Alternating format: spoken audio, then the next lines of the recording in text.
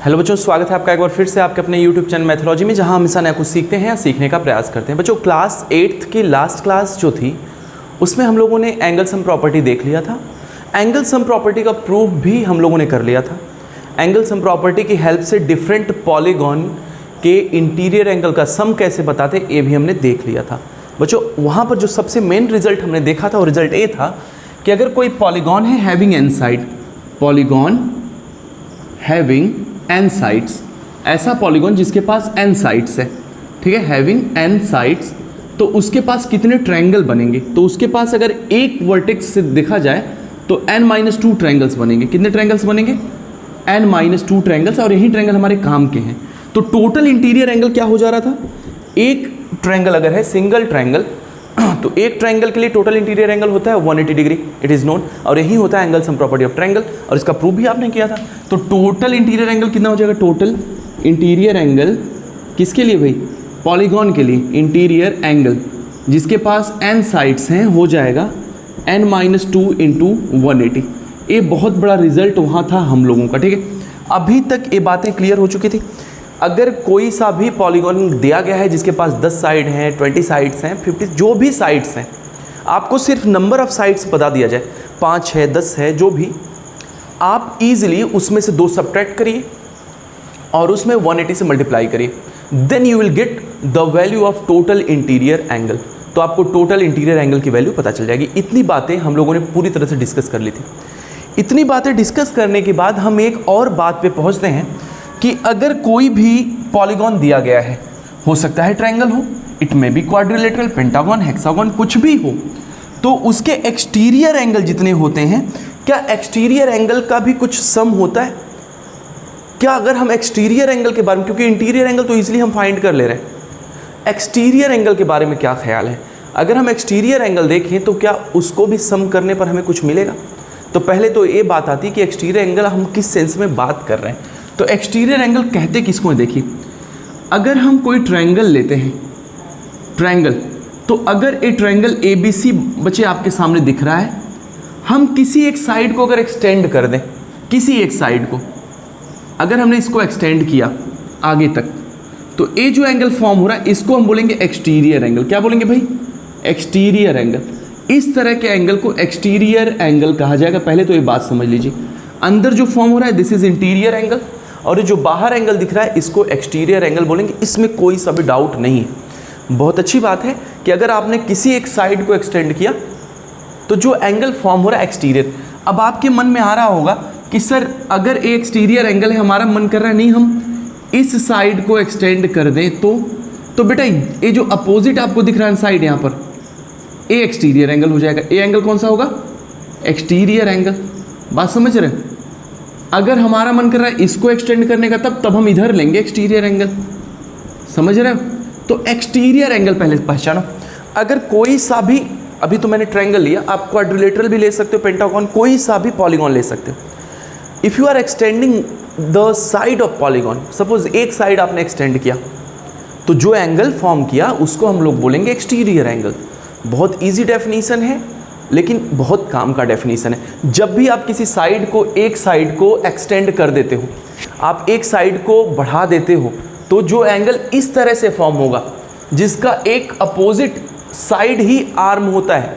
एक तो आपने एक्सटेंड किया, दूसरा हमेशा अपोजिट साइड लेंगे। देखिए, इधर से नहीं ले सकते एक्सटीरियर। अगर हम बोलेंगे बच्चे ए वाला एक्सटीरियर नहीं, इधर से नहीं लेंगे।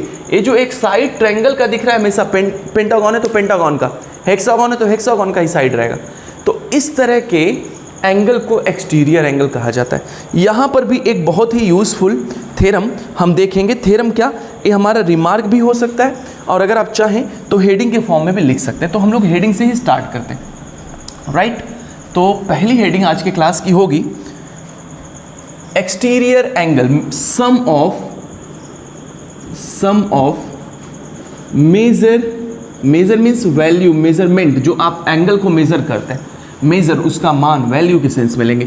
मेजर ऑफ, ए हेडिंग लिखिएगा, एक्सटीरियर एंगल्स ऑफ पॉलीगॉन। कोई सा भी पॉलीगॉन अगर आप लेंगे तो उसके एक्सटीरियर एंगल का सम कितना होगा। अगर हम सारे एक्सटीरियर एंगल की बात करें तो उसका सम कितना होगा। बहुत छोटी सी बात है लेकिन बहुत काम की बात है। देखिएगा, अगर किसी पॉइंट के अराउंड हम टोटल एंगल की बात करें, ये पूरा एंगल, तो ये पूरा एंगल कितना होता है बच्चे, ये होता है हमेशा इक्वल होता है 360 डिग्री के, होता है कि नहीं। एक कंप्लीट एंगल भी कहा जाता है, कंप्लीट एंगल भी कहा जाता है। अगर हम एक स्ट्रेट लाइन बना दे तो 180 एबव पार्ट में दिखेगा और 180 यहाँ बिलो आपको दिख रहा है। तो ये जो 180 है टोटल कंप्लीट एंगल बनाते हैं। अगर आप एक चक्कर पूरा ले लेते हो, एक पूरा सर्कल घूम जाते हो, एक राउंड ले लेते हो, तो आप 360 डिग्री रोटेट कर गए, 360 डिग्री आपने रोटेशन किया, ठीक है। तो अभी देखिए यहाँ पर हम, यहाँ पर जो बात यूज़ का है हमारे वो है 360 डिग्री। हम क्या करेंगे, यहाँ पहले स्टेटमेंट समझ लो, the sum of all exterior angle, exterior जितने भी एक्सटीरियर एंगल बन रहे हैं, angles formed by any polygon, कोई सा भी पॉलीगॉन लो, एनी पॉलीगॉन। अब यहाँ देखिए ये जो कंडीशन है सारे पॉलीगॉन के लिए सिर्फ एक होगी, एनी पॉलीगॉन इज 360 डिग्री। ये फिक्स्ड रहता है, 360 डिग्री है भाई, ये डेफिनेट है और फिक्स्ड है, यहाँ फिक्स हो गया। बात समझ रहे हैं, ये जो अभी मैंने एंगल बताया ये फिक्स हो गया यहाँ पर। चलिए एक क्वेश्चन किया जाए इसी क्वेश्चन पे बेस्ड, इसी रिमार्क पे बेस्ड। अगर कोई सा भी आप पॉलीगॉन लेते हो उसके एक्सटीरियर एंगल का सम करोगे, यू ऑलवेज गेट 360, आपको हमेशा 360 मिलेगा, इसमें कोई डाउट नहीं बचे। इसमें एक भी डाउट नहीं है कि अगर हम सारे एक्सटीरियर एंगल का सम करें तो कितना होगा, 360 डिग्री होगा। एक क्वेश्चन किया जाएगा, आप वीडियो को स्टॉप करके डेफिनेशन राइट कर लीजिएगा। चलिए एक क्वेश्चन यहाँ किया जाए, मैं इसको भी हटा देता हूँ। क्वेश्चन ये है कि find the value of x. आपको एक्स की वैल्यू बतानी है, ठीक है, एक्स की वैल्यू आपको बतानी है। एक ट्रायंगल है, okay, this is A B C, हमने यहाँ एक्सटेंड किया है, दिस इज एक्स, ये है एक्स डिग्री। हमने यहाँ एक्सटेंड किया है, दिस इज 125 डिग्री। हमने यहाँ एक्सटेंड किया है इस साइड को, ठीक है, और दिस इज अगेन 125 डिग्री। हमें x की वैल्यू बतानी है, दो वैल्यूज़ दिए गए हैं, आप एक्सटीरियर एंगल देख सकते हैं, यहाँ 125 degree, it is 125 degree. You have to find out the value of x, और x भी एक एक्सटीरियर एंगल है। ट्रायंगल में कितने एक्सटीरियर एंगल हैं, 3 एक्सटीरियर एंगल दिख रहे हैं। अगर हम इन तीनों को ऐड करें तो according to our previous statement हम कह सकते हैं कि किसी भी ट्रायंगल के सारे एंगल का सम हमेशा 360 डिग्री होता है। तो टोटल एंगल आएगा 360। अगर हम 125 को, इस 125 को और x को ऐड कर दें तो हम यहाँ एक्सटीरियर एंगल सम प्रॉपर्टी भी बोल सकते हैं। तो यहाँ का सॉल्यूशन देखिएगा, हम सॉल्यूशन यहाँ कर रहे हैं by exterior angle sum property. अब यहाँ एक्सटीरियर एंगल सम प्रॉपर्टी लगा रहे हैं। एंगल सम प्रॉपर्टी किसी भी पॉलीगॉन में क्या होता है बच्चे, किसी भी पॉलीगॉन के सारे एक्सटीरियर एंगल का सम 360 डिग्री होता है। तो हमारे पास क्या हो जाएगा, 125 degree plus 125 degree plus x degree equal to 360 degree. बात समझ में आ रही, बात समझ में आ रही है बेटा। एक बार देख लेते हैं, स्क्रीन विजिबल है आपको, ठीक है। अभी 125 degree plus 125 degree plus x degree is equal to 360 degree. 125 degree plus 125 degree is equal to what, 5 5 10 carry 1 2 2 4 1 5 1 1 2, it is 250 degree plus x degree is equal to 360 degree. हम x को यही रखते हैं भाई, 360 डिग्री पहले से उधर है। हम जब 250 को सेंड करेंगे तो यहाँ का साइन प्लस का है जो कि दिख नहीं रहा है। सेंड होने के बाद इट विल बी माइनस, तो यहाँ हो जाएगा माइनस 250 डिग्री, राइट। तो अभी एक बात बताओ, x इक्वल टू कितना हो जाएगा, 360 minus 250, 0 minus 0 0, 6 minus 5 you will gate 1, 3 minus 2 again you will get 1. It is 110 degree. बात समझ में आ रही बेटा?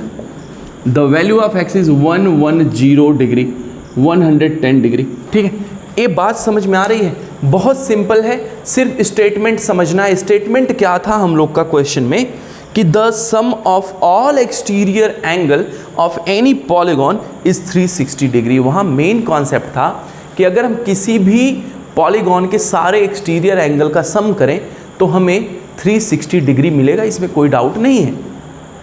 जब आपको 360 डिग्री मिल रहा है तो हम उसी को अप्लाई करते हैं यहाँ पर। ये 125 डिग्री, ये 125 डिग्री, जब x जोड़ेंगे तो जाएगा 125 प्लस 125 प्लस x equal to 360, 125 plus 125 250 plus x करने पर 360। x को रहने देते क्योंकि x की वैल्यू हमको फाइंड करनी। वैसे भी एक लीनियर इक्वेशन बन जा रहा है वन वेरिएबल का, आप सॉल्व करना बेहतर तरीके से जानते हैं, हम प्रीवियस चैप्टर डिस्कस कर भी चुके हैं। चलिए, एक क्वेश्चन बहुत ईजी था। अब हम मूव करते हैं नेक्स्ट टॉपिक पे, और टॉपिक हम लोग का है टाइप्स ऑफ क्वाड्रिलेटरल, क्योंकि ये पूरा चैप्टर बेस्ड है भाई क्वाड्रिलेटरल पे। ठीक है, ये पूरा चैप्टर बेस्ड है क्वाड्रिलेटरल पे। तो इस चैप्टर में हम लोग टाइप्स अब देखेंगे भाई, types of quadrilateral. Okay, quadrilateral हम टाइप डिस्कस करने जा रहे हैं। तो टाइप्स, कुछ टाइप्स ऑलरेडी आप जानते हैं, तो जो आप जानते हैं पहले उन्हीं टॉपिक से हम लोग स्टार्ट करेंगे आज की क्लास को। चलो, सबसे पहला टाइप, पहले तो क्वाड्रिलेटरल का डेफिनेशन बता दो। A polygon closed by 4 sides is said to be quadrilateral. ऐसा पॉलीगॉन जिसके 4 साइड हो, और पॉलीगॉन है तो क्लोज्ड होगा ही, साइड से बना है। A polygon having 4 sides is said to be quadrilateral. A polygon having 3 sides is said to be triangle. A polygon having 5 sides is said to be pentagon, hexagon, heptagon. ऐसे ही definition आपको already बताए जा चुके हैं। तो चलिए, first quadrilateral जो हम स्टार्ट करने जा रहे हैं, इट इज स्क्वायर। हम लोग पहला डिस्कस करेंगे स्क्वायर, राइट। सबसे पहला क्वाड्रिलेटरल जो हम डिस्कस करने जा रहे हैं, it is square. What is the square? Square होता क्या है? तो देखो, स्क्वायर एक ऐसा क्वाड्रिलेटरल, एक ऐसा quadrilateral, a quadrilateral is said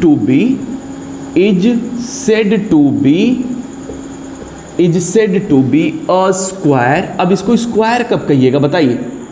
a square if, अब इसके कुछ कंडीशन है। स्क्वायर इफ, अगर हम स्क्वायर की बात करें बच्चे, स्क्वायर आप सब ने देखा होगा, ABCD। स्क्वायर की एक अच्छी बात ये होती है कि इसके सारे इंटीरियर एंगल 90 डिग्री के होते हैं, और इसके सारे साइड्स भी आपस में इक्वल होते हैं। तो इस रीज़न से ये तो रेगुलर पॉलीगॉन भी होगा, क्योंकि आपने रेगुलर पॉलीगॉन भी पढ़ रखा है। रेगुलर पॉलीगॉन भी होगा, all interior angles 90 degree and all sides are equal. ये डेफिनेशन बन गया हमारा स्क्वायर का। तो यही यहाँ कंडीशन लगाते हैं, a quadrilateral is said to be a square if, पहला 2 कंडीशन यहाँ लगाते हैं हम लोग। Each interior angles measures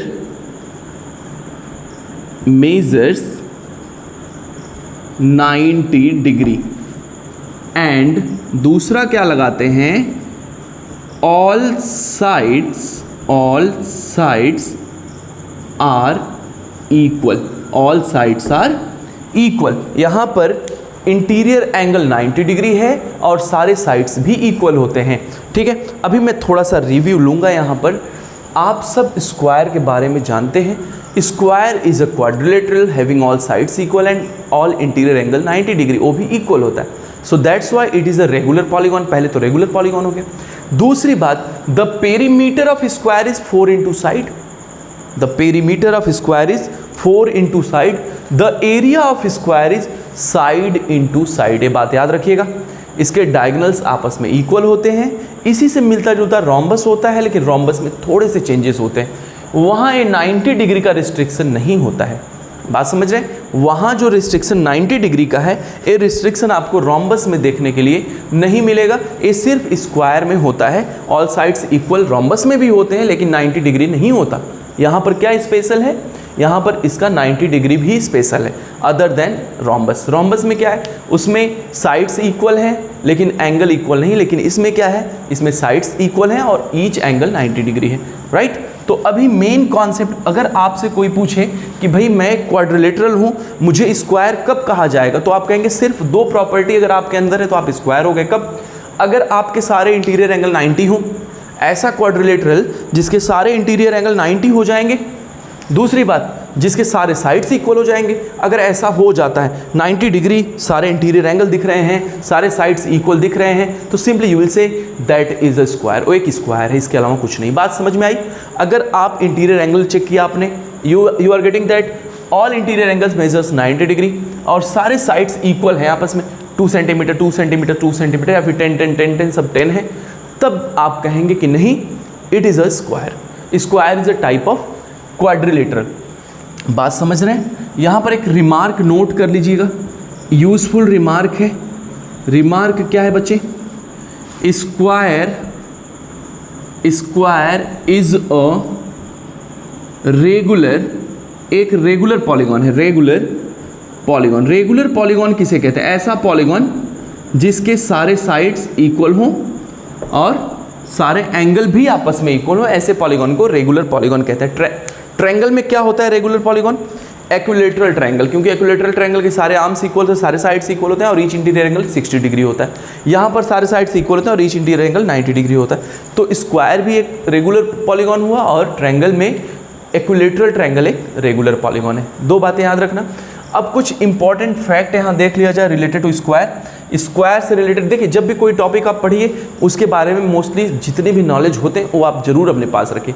square का पेरीमीटर देखा जाएगा, एरिया देखा जाएगा, इसके डायगोनल के बारे में भी बात किया जाएगा इन डिटेल्ड अभी तुरंत। तो अभी स्क्वायर ही चल रहा है, अभी हम लोग एक क्वाड्रिलेटरल को पूरी तरह से कंप्लीट करेंगे। चलिए, फिगर आपने बनाया होगा तो इस बार मैं फिगर को थोड़ा सा एक्सटेंड करके बनाऊंगा कि मैं उसमें इंपॉर्टेंट बातों को मैं एक्सप्लेन कर सकूं। तो चलिए एक बार मैं फिर से यहाँ क्वाड्रिलेटरल ड्रॉ कर देता हूँ, और एक क्वाड्रिलेटरल कुछ और नहीं, एक स्क्वायर है, ठीक है। A B C D. बच्चे अगर डायगोनल की बात करें तो इसमें दो डायगोनल्स हैं, ए सी एंड बी डी, ठीक है। दो डायगोनल हैं ए सी और बी डी। चलिए कुछ इंपॉर्टेंट फैक्ट, पेरीमीटर स्टार करके लिखते हैं। Perimeter of square equal to 4 into side, ठीक है। पहला रिमार्क हुआ यहाँ पे। दूसरा स्टार लिखिएगा, area of square equal to side into side. Note करते रहिए। अगर आपसे देखिए, ए हमेशा आंसर इसका यूनिट में आएगा, यूनिट में सेंटीमीटर मीटर किलोमीटर ऐसे आएगा, लेकिन एरिया हमेशा यूनिट स्क्वायर आएगा। Unit square means metre square, centimetre square, kilometre square, इस टाइप में एरिया हमेशा स्क्वायर में आता है। लेंथ हमेशा मीटर में आते हैं, किलोमीटर में आते हैं, ठीक है। अगर वॉल्यूम की बात की जाए, कैपेसिटी की बात की जाए तो वो क्यूब में आता है, ठीक है। जो लीटर होता है, अगर हम उसको मीटर के सेंस में बात करें तो मीटर क्यूब हो सकता है, सेंटीमीटर क्यूब हो सकता है, किलोमीटर क्यूब हो सकता है, इस सेंस में होता है। तो अभी दो बातें। थर्ड देखो, थर्ड थिंग क्या होता है, पाइथागोरस का थ्योरम अप्लाई करेंगे। डायगोनल ऑफ स्क्वायर, अगर स्क्वायर का डायगोनल फाइंड करना है तो कैसे निकालेंगे? चलिए मैं एक इसमें से बी डी सी को लेता हूँ। बी डी सी, ध्यान से देखिएगा भाई, बी डी सी की बात आ रही है।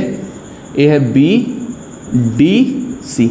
यहाँ पर x मान लेते हैं, ए भी x होगा क्योंकि दोनों साइड्स हैं, और यहाँ पर जो एंगल होगा ये 90 डिग्री होगा, इसमें कोई डाउट नहीं क्योंकि एक स्क्वायर है। अभी आपको पता है पाइथागोरस ने कहा था कि अगर कोई भी 90 डिग्री वाला ट्रायंगल मिले, मीन्स राइट एंगल ट्रायंगल मिले, तो जो हाइपोटेन्यूज होता है वो हमेशा इक्वल होता है root of first side square plus second side square, means x square plus x square.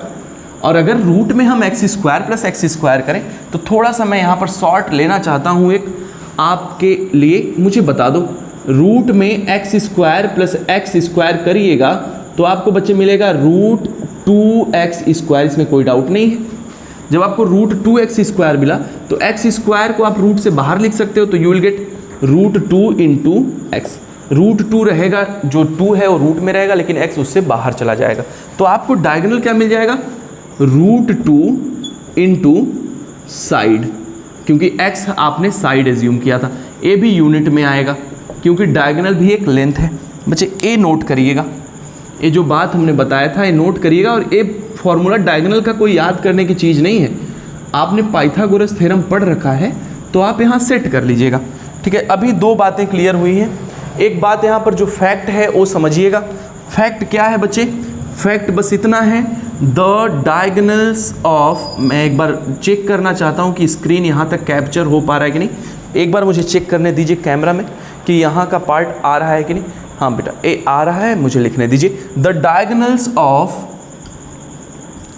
Squares, the diagonals of square are equal to each other, हमेशा इक्वल होते हैं ईच अदर। और ऐसा रोम्बस में नहीं होता, रोम्बस में डायगोनल्स इक्वल नहीं होते, लेकिन यहाँ पर इक्वल होता है। और एक खास बात यह है कि ये बाइसेक्ट करते हैं एक दूसरे को। अगर मैं यहाँ ओ मान लूँ तो ये वाला पार्ट इसके, ये दोनों इक्वल होगा और यहाँ का एंगल भी 90 डिग्री बनेगा।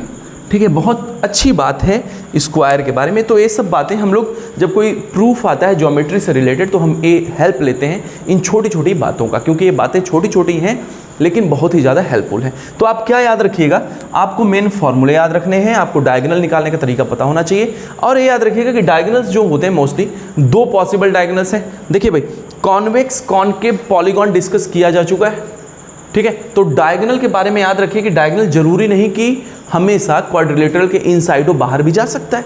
यहाँ आपको मेन बातें समझना है कि जो डायगोनल्स हैं किसी भी स्क्वायर के वो इक्वल होते हैं और मोस्टली दो डायगोनल से ज़्यादा आप ड्रॉ नहीं कर सकते। क्वाड्रिलेटरल में मैक्सिमम कितने डायगोनल्स हो सकते हैं? 2 डायगोनल्स। ट्रायंगल में कितने डायगोनल्स हो सकते हैं? नो पॉसिबिलिटीज़, हम उसमें डायगोनल ड्रॉ ही नहीं कर सकते। ट्रायंगल सबसे छोटा मेंबर होता है पॉलीगॉन का। पॉलीगॉन का जो सबसे पहला मेंबर होता है वो ट्रायंगल होता है बच्चे।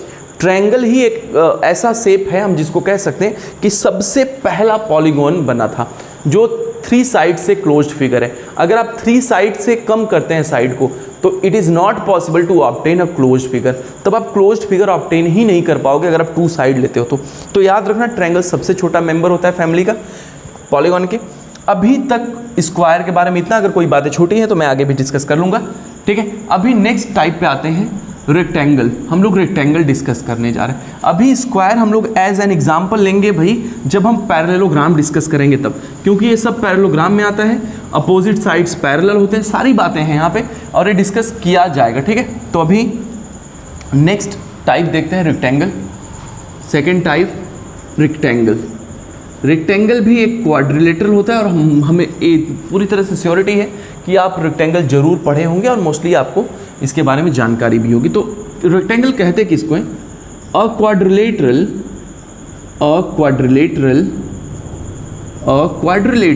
Is said to be, rectangle is said to be rectangle. कब कहेंगे बच्चे, ध्यान देना, रेक्टेंगल इफ, अब यहाँ से 2 कंडीशन यहाँ भी हम लोग लगाएंगे। ईच इंटीरियर एंगल, यहाँ पर भी 2 कंडीशन लगाया जा रहा है। Each interior angles measures 90 degree, same condition है।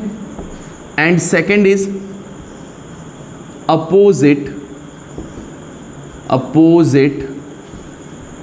Sides are equal. यहाँ पर कंडीशन थोड़ा सा चेंज है।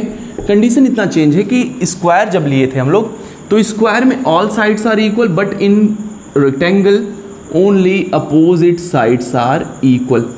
अगर हम बात करें एक रेक्टेंगल की ABCD तो सारे एंगल 90 डिग्री होंगे। 90 के लिए देखिए सिंबल यूज़ करते हैं हम लोग, डायरेक्ट यहाँ लिखने की जरूरत नहीं, सिंपली एंगल हम ऐसे बनाते हैं, लेकिन जब ऐसे एंगल बनने लगे ऐसे, ठीक है, तो समझ जाओ कि 90 डिग्री की बात हो रही। तो यहाँ AB इक्वल टू CD होगा, BC इक्वल टू AD। जहाँ मैंने डबल क्लिक किया है वो अब आपस में इक्वल होगी, BC equal to AD, AB equal to CD, ये बात होती है। तो यहाँ 2 कंडीशन यहाँ ऐसे फॉलो करेंगे हम लोग। बात समझ में आ रही? बात समझ पा रहे? रेक्टेंगल क्या रेगुलर पॉलीगॉन है? कमेंट करके बताइएगा। इज रेक्टेंगल और रेगुलर पॉलीगॉन, क्या रेगुलर पॉलीगॉन होता है? आप कमेंट करके बताइएगा, ये क्वेश्चन आपके लिए है। अब कुछ इंपॉर्टेंट फैक्ट जो हम डिस्कस करने जा रहे हैं रिलेटेड टू रेक्टेंगल। ये अगर रेक्टेंगल आपको दिख रहा है, ठीक है, तो इसमें जो ज़्यादा लेंथ रखता है उसको हम लेंथ कहते हैं। तो यहाँ ए लेंथ हो जाएगा, लेंथ, और जो स्मॉल साइज लेंथ होता है उसको ब्रेथ कहते हैं, ठीक है। तो यहाँ क्या मिल जाएगा भाई? यहाँ पर एक इंपॉर्टेंट फैक्ट समझिएगा। इंपॉर्टेंट फैक्ट यहाँ पेरीमीटर से स्टार्ट करते हैं, ठीक है। Perimeter of rectangle. तो रेक्टेंगल का पेरीमीटर क्या होता है? देखिए, हम सारे साइड को सम कर देंगे, l plus b plus l plus b. तो l 2 बार हो जाएगा, b भी 2 बार हो जाएगा, 2 को कॉमन करेंगे तो हो जाएगा 2l plus B. A unit में आएगा। मैंने अभी बताया कि पेरीमीटर हमेशा यूनिट में आता है। एरिया क्या हो जाएगा बच्चे? देखो, एरिया ऑफ रेक्टेंगल का एरिया क्या हो जाएगा? ठीक है, रेक्टेंगल का एरिया हो जाएगा लेंथ इनटू ब्रेथ। क्या हो जाएगा? Length into breadth. और ए हमेशा आंसर आएगा यूनिट स्क्वायर में। बात क्लियर है? थर्ड पॉइंट यहाँ नोट करिएगा, डायगोनल ऑफ रेक्टेंगल। फिर से same thing you will apply here, Pythagoras theorem. आप इसको डायगोनल समझिए। आप जब सिंपल लोगे अलग से तो root l square plus b square आपको फिर से मिलेगा पाइथागोरस की हेल्प से, l square plus b square, और ये यूनिट में आएगा आंसर। ठीक है, बात समझ रहे हैं? अब यहाँ एक बात नोट करिएगा, the diagonals of rectangles are equal to each other। ये जो डायगोनल्स होते हैं वो एक दूसरे के इक्वल होते हैं, इसमें कोई डाउट नहीं है, बिल्कुल स्क्वायर की तरह। लेकिन काइट्स के बारे में डिस्कस किया जाएगा, ट्रेपेजियम के बारे में डिस्कस किया जाएगा, पैरेललोग्राम के बारे में डिस्कस किया जाएगा। अभी बहुत सारे टाइप्स ऑलरेडी बचे हुए हैं और ये डिस्कशन होगा नेक्स्ट क्लास में। बच्चे, अगर अभी तक आपने इन सारी बातों को नोट नहीं किया है तो बिना नोट किए पढ़ने का कोई मतलब नहीं। एक बार इसको नोट करो और समझने का प्रयास करो। अगर इसके बाद भी कोई डाउट होता है तो कमेंट में जरूर लिखो, क्योंकि नेक्स्ट क्लास स्टार्ट करने से पहले आपके प्रॉब्लम, आपके डाउट को लिया जाएगा, पहले उसको सॉल्व किया जाएगा, फिर हम आगे की क्लास को कंटिन्यू करेंगे। तो आज की क्लास में इतना ही, फिर मिलते हैं नेक्स्ट क्लास में। थैंक यू एंड जय हिंद।